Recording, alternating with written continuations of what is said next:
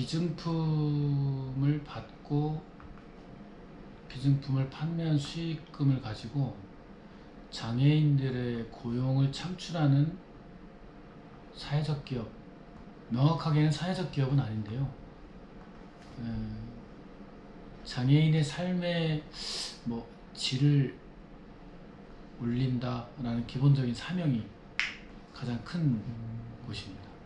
구디스토어는 미국 구디스토어에서 저희가 따온 거거든요. 로열티 비용으로요. 아, 로열티 비용으로? 네네. 오, 그러니까 예를 들면 나이키를 우리가 국내에서 하듯이 구디스토어를 한국에서 저희가 할 수 있도록? 네네. 참고로 말씀드리면 미국의 구디스토어는 120년 된 기업인데 현재 한 3,000개 매장에 연매출 10조 정도 하는 선한 기업으로 알려져 있죠. 그렇게.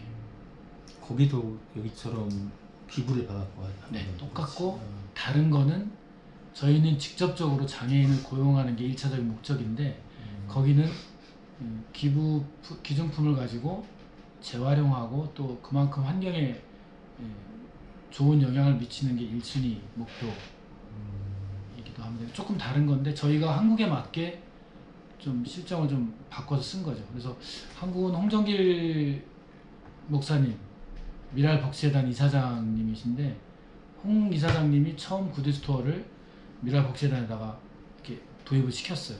시키되 사업의 명확한 사명은 장애인의 고용을 창출하는 것.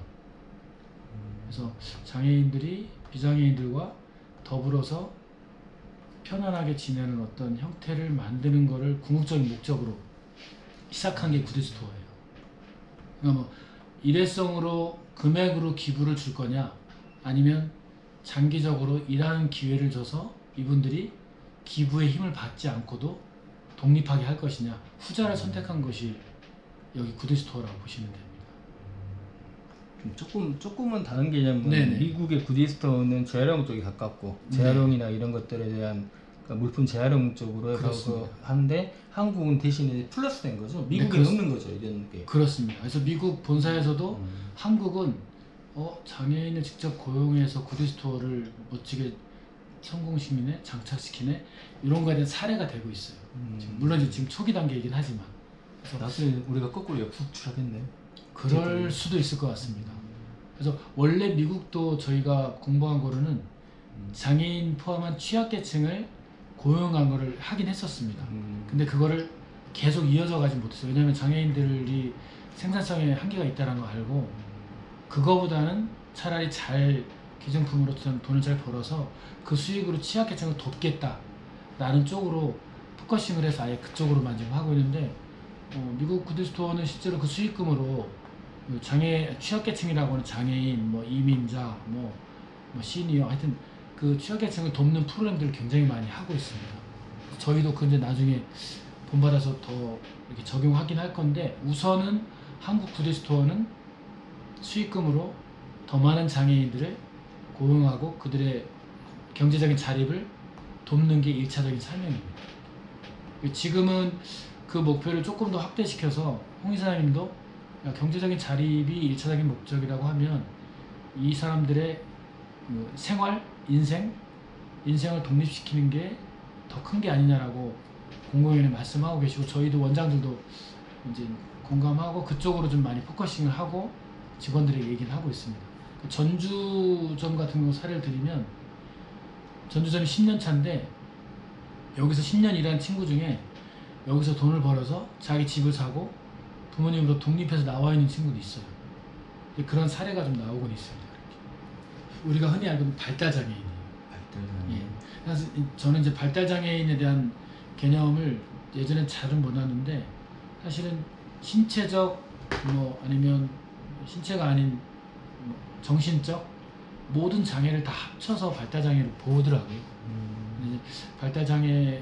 발달장애인들 중에서 사실 일단 기본적인 정신적인 장애가 아주 심하지는 않고 또 신체적인 장애도 어느 정도는 손발을 이렇게 다룰 수 있을 정도의 장애만 갖고 있다면 저희가 고용을 합니다. 이제 면접을 보는데 면접을 딱 두 가지를 보는데 하나는 혼자 숫자를 어느 정도 셀 수 있느냐. 뭐 적어도 수에 대한 개념이 한 뭐 100이나 1000 정도? 적어도 100 이상은 셀 수 있다고 하면 1차는 일단 통과를 하고요. 또 하나는 혼자 집에서 여기 일터인 구디스토어까지 찾아올 수 있느냐. 대중교통을 이용해서. 이 두 가지가 통과되면 일단은 다 합격선에 들어갑니다. 그리고 나서 손발을 쓰는 정도가 어느 정도인지, 아니면 박스를 이렇게 만드는 건 어느 정도인지를 어느 정도 이렇게 한번 시범을 시켜보고 맞으면 이렇게 채용을 하거든요. 이렇게. 직관적인 지표이긴 하지만 그렇게 해서 장애 직원들을 좀 고용을 합니다. 연차가 올라갈수록 숙련도는 올라가는데 아주 초반부터 바로 잘하지는 못하더라고요. 이직률 같은 경우는 거의 없습니다. 이직률은 거의 없고. 왜냐하면 이제 우리가 거꾸로 직원들한테 물어봐서 이제 알게 된 거지만 공공연하게 자기는 60세까지 정년 때까지 일하겠다고 하는 직원들이 점점 늘어나거든요. 사실 이직률이 적은 이유는 제가 볼 땐 두 가지인 것 같아요. 하나는 최저시급을 맞춰주거든요. 그러니까 일반적으로 저희가 알고 있는 장애인을 고용하는 기업 같은 경우는 시간을 줄이거나 아니면 시급 자체도 최소로 근무하게 해서 뭐 급여를 타는 게 뭐 많이 타면 한 50만 원, 뭐 60만 원 뭐 이렇게 타는데 저희는 최저시급으로 하루 6시간 근무를 하면 한 140에서 150 정도 받아요. 그러니까 장애인들이 일하면서 제대로 된 급여를 받는 정확하게 알려진 데가 구디스토어라고 알고 있어요. 그게 첫 번째고, 두 번째는 그 안에 있는 구디스토어가 갖고 있는 프로그램, 장애 직원들을 존중하는, 예를 들어서 이제 미랄 복지재단에서 장애인들에 대한 존중에 대한 실행 강침을 세이프 가딩이라는 걸 작년에 좀 이렇게 발의를 했거든요. 세이프 가딩. 거기 보면 장애인들에 대한 구체적인 학대 유형이나 이런 것들을 아주 상세하게 나열해서 이런 것들을 절대 해서는 안 된다, 항상 지켜야 된다, 이게 이렇게 강령으로 들어가 있어요. 이제 그 정도로 장애인들에 대한 인권과 뭐 그들의 신체나 그들의 뭐 어떤 정신적인 것들을 존중하는 거에 대한 문화가 굉장히 좀 베이직하게, 만약에 그거를 못할 것 같으면 비장애인을 채용하지 않습니다.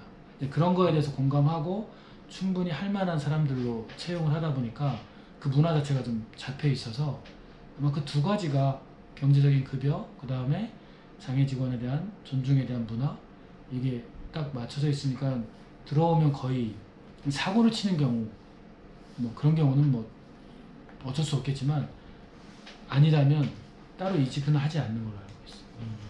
우산점은 2024년 4월. 얼마 안 됐네요. 네, 4월 18일 날 오픈했고, 저기 또 하나 더 있다. 저희가 이제 MBC 예터점이 5월 9일 날 오픈했고요. 5월 9일 날, 네. 우산점이 4월 4월 18일. 18일. 요거 조금 배경을 말씀드리면 대표님, 이제 호남권을 제가 전체를 맡고 있어요. 네네. 그래서 전주 군사는 이미 매장이 있어요. 그래서 전주는 10년 차니까 2014년에 오픈을 했고요. 그리고 군사는 2022년 오픈을 했고, 그 다음에 이제 세 번째 점포로 여기 우산, 그 다음에 네 번째 점포로 예터, 이렇게 이제 뭐 제 계획상에 있지만 익산이 그 다음이고, 그 다음 뭐 전주에 두 번째 매장, 그 다음에 목포, 순천, 여수, 이렇게 광주에 하나 더, 뭐 이렇게 해서 한 10개 정도 호남에 대한 이렇게 계획은 제가 잡고는 있습니다. 그 발전 과정 중에 현재 있는 거고요. 네. 그래서 전체 구딜 전체로는 장애 직원만 약 430명 정도 현재 고용하고 있고, 구딜 스토어 개수는 34개 전국으로. 그리고 저희 호남 것만 보면 4개의 매장에다가 장애 직원이 35명. 네, 매입이 일부 있긴 합니다. 근데 매입은 한 6%에서 10% 사이? 네, 전체 중에 한 10분의 1 미만으로 현재 되고 있고, 그 나머지 있는 저 매장에 있는 것들 전부 다 기부로? 네, 다 기부입니다. 기부가 이제 두 가지 형태인데요. 하나는 개인 기증, 그 다음에 기업 기증. 두 개 비중을 따진다면 개인 기증이 한 70%, 기업 기증이 한 30% 정도. 개인 기증은 어떤 것들을 주고? 뭐 일단은 고장나거나 기능이 안 되는 모든 게 다 기증이 가능한데, 의류가 그중에 한 80% 정도 차지하고요. 한 18%는 좀 많아요. 그치. 한 70% 정도? 음. 그리고 비의류. 비의류라고 하면 뭐 생활용품, 뭐 다 들어갑니다. 물론 대형 가구나 이런 건 아니지만 소형 가전, 뭐 그 안에 뭐 자파, 뭐 신발, 모자, 뭐 이런 다 들어갑니다. 이렇게. 그러니까 우리가 말한 옷 빼놓고 나머지 맞습니다. 예. 쓰고 보니까 그래서 아마 대표님 보셔서 아시겠지만 옷이 평균 판매가가 한 5,000원이 안 돼요. 좀 비싼 게 10,000원, 12,000원. 뭐 보통 3,000원, 5,000원. 평균 단가 5,000원 조금 넘겠구나. 어쨌든 그 안에 예. 그런 의류들이 그 사용하시던 거긴 하지만 매장에 놓여 있으니까 고객들이 와서 요즘 옷 비싸게 주고 안 사잖아요. 어차피 몇 번 안 입을 거니까. 그러니까 그런 것 때문에 구매하는 고객들은 확실히 메리트를 느끼고 있어요. 지금 메구리 같은 경우는 한번 손질을 좀 하셔가지고 하는 건가요? 아니면 그렇진 그냥? 않아요. 그러니까 오면 물론 이제 기증을 세탁 안 하고 기증하는 경우도 종종 있지만 대부분 요즘 다 이렇게 세탁 한 채로 기증하거든요. 그거를 그냥 버릴 거냐 판매할 거냐만 구분을 하고 판매할 거는 다시 시즌 구분을 하고 그 구분된 시즌 안에서 가격을 얼마를 할 거냐 정한 다음에 그 상품을 매장으로 밀어냅니다. 버리는 거는 이제 어떻게 처리해요? 폐기 처리합니다. 그냥 폐기 폐기는 이제 무게 단위로 판매를 해요. 그래서 판매 실제로 매장에서 뭐 다만 옷을 막 1,000원에 팔더라도 판매로 하는 게 수익은 훨씬 높고요. 폐기는 킬로그램당 거의 한 500원? 보통 옷이 한 4벌 정도 돼야지 1kg가 되거든요. 그러면 4벌에 500원이면 한 벌에 100원 조금 넘는 건데 뭐 옷을 매장에서 1,000원이라도 팔면 훨씬 더 큰 이익이죠. 무게로 팔면 100원 좀 넘는 거니까. 그 이익 통해서 일자리 창출하셔가지고 할 수 있는 네. 거고요. 네. 기업 기증은 그러면 기업 기증은 이제 패션 그룹에서 뭐 예를 들어서 뭐 형지라든지 아니면 탑10이라든지 이런 데서 과다 재고 중에서 이렇게 기부를 해오는 경우 있고요. 그리고 생활용품 전문인 모던하우스, 모던하우스가 꾸준하게 정기적으로 지금 한 거의 한 10년은 아니지만 6년, 7년 정도 됐습니다. 생활용품 대부분이 모던하우스 쪽에서 많이 기부가 되고 기증이 되고 있고, 그 다음에 식품이 대표적인 기업이 이제 CJ 오뚜기, 그 다음에 동원, 보라티알. 근데 그 중에 이제 규모가 가장 큰 거는 CJ가 최근에 가장 규모 있게 하고, 가장 오래된 데는 오뚜기. 오뚜기는 거의 구디스토어 한국 시작할 때쯤부터 워낙 이제 창업주이신 회장님이 이쪽에 대한 생각을 많이 갖고 계셔서 고정으로 계속 기부를 해주셨어요. 그래서 거기에 스테디하게 기증을 해주시는 기업이고, 그거 이외에 중간중간에 기업들이 늘어납니다. 올해 광천김도 한번 좀 대량으로 좀 기증을 해주셔서 저희 모든 점포들이 좀 많이 잘 판매했었고, 작년 같은 경우 작년에 좀 이어서 올해까지 이어진 데 락앤락이 좀 꾸준하게 현재 상품들을 기증해주고 계시고, 지금도 기증이죠. 예. 올해 같은 경우 아이스박스 락앤락 해주셨는데 굉장히 고객들한테 반응도 좋고 많이 판매를 하고 있고요. 그러니까 사실은 기업 기증은 아까 말씀드린 대로 비중이 30%이긴 하지만 고객들에게 주는 임팩트는 그 이상으로 크죠. 왜냐면 브랜드력도 있는데 상품도 그 회사에서 나온 건데 가격은 또 일반에서는 구경할 수 없는 가격이니까. 이제 오늘 아침에 저희가 이제 호남권 평가를 했는데 홍보가 좀 덜 된 게 맞고요. 전주나 군산은 기존 점포인데 거기는 햇반 CJ 가져오면 거의 이틀 만에 다 나갑니다. 여기 우산점만 거의 일주일 이상을 판매해요. 그러니까 잘 모르는 거죠, 고객들이. 제가 오늘 한 이렇게 샀거든요. 후원이 지금 이제 점차로 늘어나서 지역별로 후원하는 기업들이 감사하게 생겼어요. 인천은 인천공항공사, 그 다음에 일산을 중심으로 한 그 현대엔지니어링. 그래서 인천, 일산은 각각 두 회사에서 현재는 매장을 기부를 하고 있어요. 그러니까 매장을 기부한다는 거는 매장의 인테리어 기본적으로 뭐 이렇게 들어가는 것들, 뭐 경우에 따라서는 매장 자체에 임차료를 주는 경우도 있지만 대부분은 뭐 인테리어비 초기 설비하는 거 비용을 지원을 해주고, 월세나 이런 것들은 다 이제 저희가 구디스토어에 내는 건데, 우리 금융그룹이 협약을 작년 12월에 맺어서 구디스토어 100개 매장 건립을 위한 후원에 대한 협약을 해서 올해부터는 우리금융 후원에 매장들이 계속 오픈되고 있는데 저희 자체로는 연간 6개 정도. 그래서 여기 예터점이 이제 우리은행 후원을 받아서 오픈한 매장이고요. 여기 후원은 뭐를 해줘요? 2가지를 해주는데 인테리어하고 직원들이 쓰는 집기, 뭐 시설 이 정도 하고, 그 다음에 거기는 차량비도 들어가고 차량도 한대. 그 다음에 장애 직원의 1년치 인건비. 근데 그 장애 직원이 점포마다 약간씩 규모는 틀리겠지만 맥시멈 10명까지인가 이렇게 돼 있어요. 저희는 초반에 더점 할 때 제가 장애 직원 8명으로 해서 지금 받고 있고, 그러니까 오픈할 때 인테리어 시설비, 그 다음에 장애 직원 인건비 1년치 요거를 우리금융이 이제 한 점포당 후원을 해주는 거고요. 휴가 촬영하고. 네네네. 그리고 여기 우산점은 또 감사하게 LH 한국주택공사 거기서 이 건물을 아주 최저의 월세로 지원해 준 거예요. 사실은 거의 없다시피 합니다. 무상으로 지원한 정도라고 봐도 과언이 아닌데, 그래서 그렇게 기업이 매장 오픈과 매장 자체를 공간으로 기증을 해주시고, 나중에 물품들은 이제 개인들이 기증을 해서 이제 형성이 되고, 그러니까 어찌 보면 저희가 이게 초기 투자비 같은 경우 많이 안 들어가는 거예요. 근데 지금 말씀드린 그 기업 기증에 의한 오픈들은 대부분 한 길어야 5년 전, 2019년, 18년 요때부터 스타트했고, 그 전에 처음 태동에서 한 5년여 정도는 아예 없었습니다. 그때는 순수하게 오픈한 매장들이 돈을 벌어서 수익이 남으면 그 다음 점포 하나를 오픈하거나, 근데 뭐 그렇게 하다 보니까 그때는 거의 점포 확장 속도가 거의 없었어요. 책이나 이런 것도 많이 네. 하시더라고요. 네. 기증하는 방법은 어떻게 돼요? 한 3가지 정도 되는데요. 하나는 이제 저기 집안에서 모아놓으면 저희 방문 차량이, 수거 차량이 갑니다. 저희가 이제 방문 수거라고 하는데, 저희 그 의류 아까 그 기증센터 보면 봉투 보셨죠? 그 봉투로 2봉투 이상을 하시면 전화하고 차량에 들어가는 날짜를 픽스를 해요.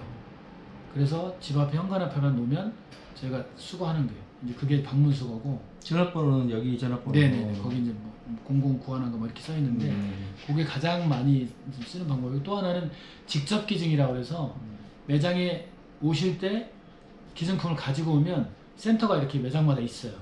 그럼 여기서 직접 기증을 하고 자기 그 기부 영수증을 떼는 거예요. 이 영수증을 떼면 소득공제를 받거든요. 저희가 소득한 금액에서 그만큼 공제받는 거니까 세금 혜택을 많이 받는 거죠. 그래서 그거 2번째 방법이고, 3번째는 택배로.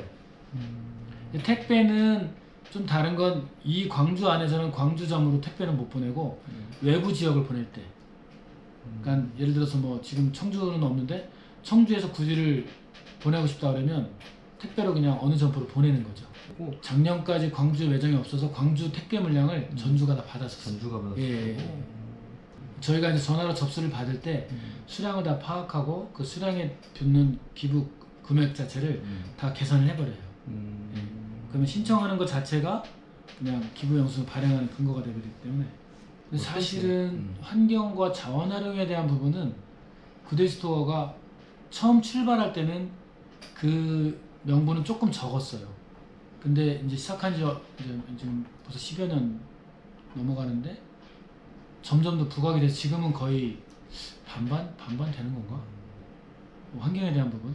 그래서 그 예를 좀 말씀을 드리자면, 제가 이걸 한번 말씀드려 볼게요. 잠깐만요. 교회 캠페인을 했었거든요. 근데 기증한 수량을 10,000장으로 봤어요. 그 10,000장이 옷으로 봤을 때 옷으로 10,000장 정도를 받았는데, 소나무 심는 효과가 2227그룹. 2227. 네. 그러니까 장애인 고용 효과는 한 22명. 그러니까 저희가 이제 구딜 본부하고 저희 쪽하고 기증된 수량을 가지고 탄소 배출량 뭐 이런 평균적인 기준 뭐 이런 것들을 했을 때 소나무 한 그루가 탄소 배출량을 얼마만큼 막는지 뭐 이런 것들이 이제 과학적 수치가 나와 있는데, 그거를 대비해서 계산하는 것들이 있거든요. 근데 그 기준으로 하면 저희가 캠페인 끝나면 항상 이걸 보고 드리거든요. 그래서 그런 형태의 자원 뭐 아니면 환경을 지켰다라는 의미의 데이터들을 매번 뽑아내고 있습니다. 이렇게. 물론 그게 이제 의류라는 품목에 국한시킬 수밖에 없는 게 비의류 같은 경우는 사실은 또 약간은 좀 다른 부분이라서. 근데 어차피 다른 것들도 예. 제가 보기에는 그래 비율이는 어차피 수치가 나오니까 그렇게 하기가 그렇긴 것 하죠. 같고 예, 예. 나머지는 이제 그런 수치들이 내기가 약간 산정하는데 맞습니다. 그래도 그런 효과랑 똑같이 될 거라고 생각을 예, 하거든요. 예, 예. 그래서 다만 이제 구드스토어 미국하고 좀 비교를 해보면 미국은 예를 들어 100개를 받으면 중간에 판매를 한 N번을 판매를 해요. 1차, 2차, 3차, 4차 차수가 거듭될수록 더 낮은 가격으로 판매가 되는데 그거를 다 판매하고 최종적으로 폐기하는 게 한 15에서 20 정도 됩니다. 근데 저희는 아직까지 그 N번의 유통을 많이는 못해서 한 번 내지 두 번 정도만 판매를 해서 폐기가 한 45%?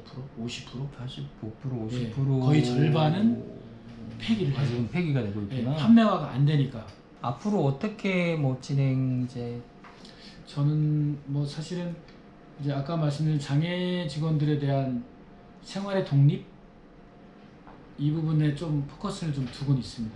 그러니까 기존에 근무하고 있는 직원들이 어떻게 경제적 자립을 좀 더 빨리 그리고 가정으로부터도 부모님으로부터도 누구한테 이렇게 케어를 받는 환경으로부터 혼자 독립할 수 있느냐 이런 것을 좀 방법적으로 열어줄 수 없을까 아니면 소개를 해주든가 연계를 해주든가 이런 일을 좀 더 하고 싶은 생각은 있습니다.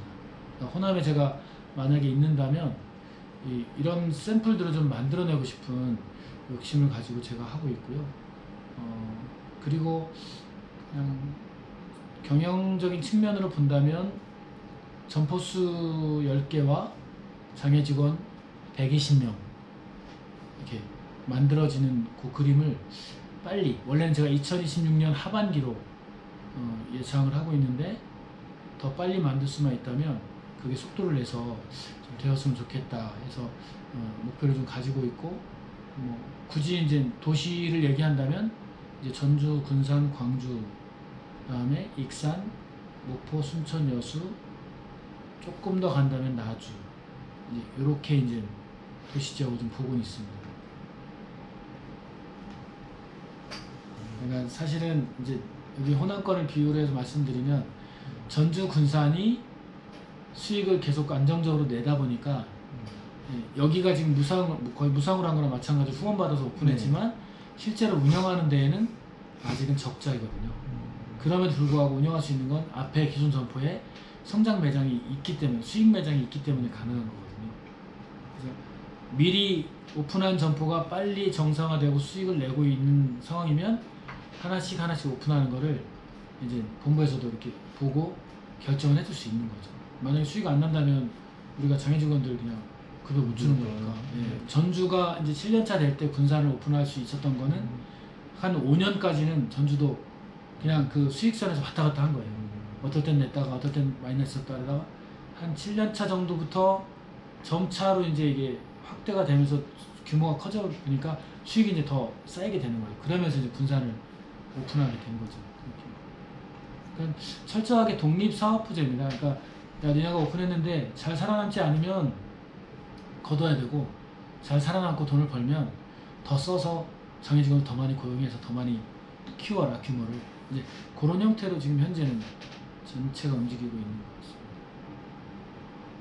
오늘도 아침에 제가 기증을 이제 회사에서 해주는 그 전주의 경제통상진흥원인가 직원들한테 이제 대표께서 야 우리 이런 구드스토어를 알게 됐는데 기증 활동 해봐야 되지 않겠느냐 해서 처음엔 규모를 좀 작게 봤는데 막상 하루 만에 직원들이 되게 많이 참여를 많이 한 거예요.